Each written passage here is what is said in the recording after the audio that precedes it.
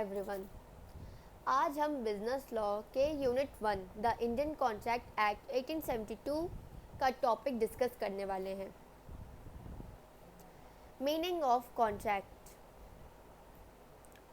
A contract is legally enforceable agreement between two or more parties that creates mutual obligations. एक legally enforceable agreement वो होता है जो दो या दो से ज़्यादा पार्टीज़ के बीच में होता है, जो म्यूचुअल ऑब्लिगेशन क्रिएट करता है। According to section 2H of the Indian Contract Act 1872, a contract is defined as an agreement enforceable by law. For an agreement to become a contract, it must fulfill certain legal requirements such as offer and acceptance, lawful consideration, capacity of parties, free consent, and lawful object. Indian contract act 1872 के section 2H के according contract को define कर रहे हैं। An agreement enforceable by law. एक agreement को contract बनाने के लिए कुछ लीगल रिक्वायरमेंट्स होते हैं जो फुलफिल करना होता है, जैसे कि offer and acceptance, lawful consideration, capacity of parties, free consent and lawful object.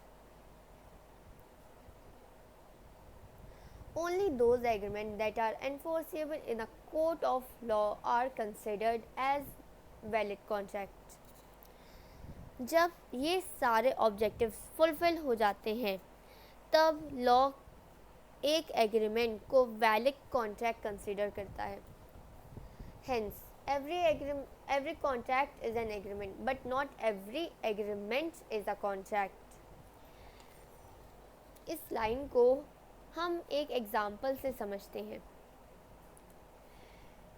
सबसे पहले हम एग्जाम्पल लेते हैं कॉन्ट्रैक्ट का। A agrees to sell his car to B for 1 lakh rupees and B agrees to buy it.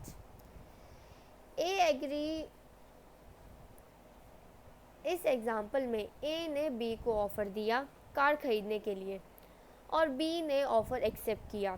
इसमें पैसे के बदले में कार को बेच रहा है। इसमें पैसे एक कंसिडरेशन और लीगल ऑब्लिगेशन है और ये लॉफुल भी है। दूसरा एग्जांपल हम एग्रीमेंट का लेते हैं जो कॉन्ट्रैक्ट नहीं है। A invites B to dinner at her house and B accepts. इस एग्जांपल में सोशल एग्रीमेंट दिखाया गया है। A और B के बीच में कोई भी लीगल ऑब्लिगेशन क्रिएट नहीं होता है, इसलिए उसे कॉन्ट्रैक्ट नहीं कह सकते हैं, क्योंकि इसमें कोई भी एक ऐसा लीगल ऑब्लिगेशन क्रिएट ही नहीं किया गया है जिससे हम इसको एक लीगल एग्रीमेंट या कॉन्ट्रैक्ट बोलें। Thank you. That's all.